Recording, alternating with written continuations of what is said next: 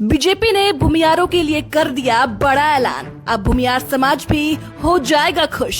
BJP ने कार्यालय प्रभारी को बनाया एमएलसी उम्मीदवार। चलिए पूरी खबर आपको विस्तार से समझाते हैं। बिहार की राजनीतिक करवट लेने में माहिर है। कम से कम पिछले 20 साल में ये साबित भी हो गया है। हालांकि अब सीन बिल्कुल बदल गया है और ड्राइविंग सीट पर जेडीयू की जगह भारतीय जनता पार्टी ने ले ली है। मुख्यमंत्री बीजेपी से सम्राट चौधरी बन गए हैं, लेकिन अभी भी कैबिनेट खाली है।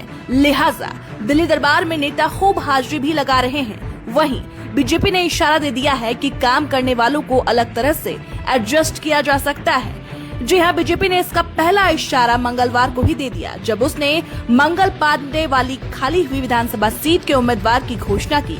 ये उम्मीदवार हैं सूर्य कुमार शर्मा उर्फ अरविंद शर्मा, पटना बीजेपी ऑफिस के प्रभारी।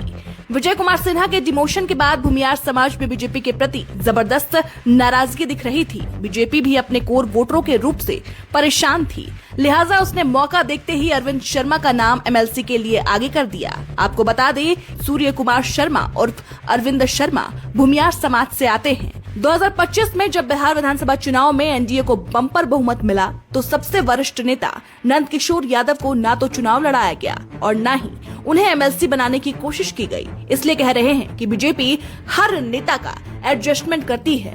ऐसा लगा था कि नंद किशोर यादव को पार्टी में किनारा लगा दिया गया है, लेकिन फरवरी 2026 में नंद किशोर यादव को नागालैंड का राज्यपाल बनाकर बीजेपी ने अपने इरादों का इशारा भी दे दिया था। इशारा ये कि मंत्री पद ही सबसे बड़ा पद नहीं है, एडजस्टमेंट के नाम पर इससे बड़ा भी हो सकता है। कई नामों के एडजस्टमेंट की भी अब चर्चा हो रही है। जी हां, बिहार बीजेपी में कई नामों को लेकर अफरा तफरी मची हुई है। विजय कुमार सिन्हा के अलावा इनकी तरह ही डिप्टी सीएम रहे तारकिशोर प्रसाद, रेणु देवी के नाम को लेकर भी सियासी खानाफूसी चालू है। कुछ और नेता भी लिस्ट में हैं। विजय कुमार सिन्हा पिछली सरकार में डिप्टी नंबर 2 की हैसियत में सरकार में थे, लेकिन इस सरकार में उनके लिए अब इसके बराबर का पद खाली नहीं है। तो चर्चा ये भी है कि विजय कुमार सिन्हा को भी किसी बड़ी जगह पर एडजस्ट करने के लिए बीजेपी में मंथन चल रहा है। अब ये एडजस्टमेंट किस तरह से होगा, ये तो बीजेपी ही जाने।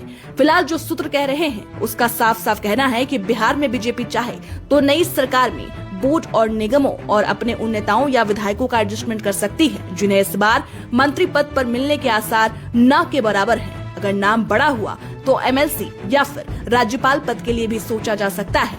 20 साल बाद बीजेपी के हाथ में सत्ता डायरेक्ट आई है, इसलिए ये तो तय है कि बीजेपी ऐसा कुछ नहीं करेगी जिससे एक भी नेता नाराज हो। वजह साफ है, बिहार में नेता के नाराज होने का मतलब है उसकी जाति का नाराज होना, और बीजेपी वोट बैंक की नाराजगी तो कतई मोल नहीं लेना चाहेगी। अरविंद शर्मा को एमएलसी के लिए नामित करना इसी की अब साफ साफ बानगी दिख रही है। फिलहाल इस मुद्दे पर आपकी क्या राय है? अपनी राय हमें कमेंट सेक्शन में जरूर बताइएगा।